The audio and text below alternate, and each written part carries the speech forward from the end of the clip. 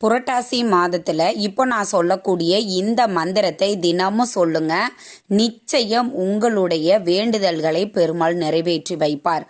செல்வ வளத்தை வாரி வழங்கக்கூடிய ஒரு அற்புதமான ஒரு மந்திரம் தாங்க இந்த மந்திரம்.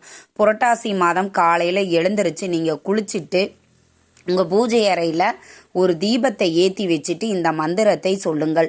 எத்தனை முறை சொல்ல வேண்டும் அப்படின்னு பார்த்தீங்கன்னா 7 முறை சொல்ல வேண்டும் இந்த மந்திரத்தை. மந்திரம் என்ன அப்படிங்கிறத நான் உங்களுக்காக ஒரு தடவை சொல்கிறேன்.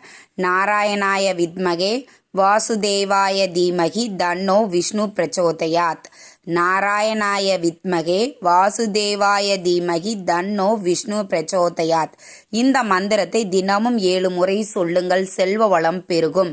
பெருமாளை வழிபாடு செய்தாலே நம்மளுக்கு வாழ்க்கையில் முன்னேற்றமும் செல்வ வளமும் அதிகரிக்கும். புரட்டாசி மாதத்தில் இந்த மந்திரத்தை சொல்லி பெருமாளை வழிபாடு செய்யுங்கள்.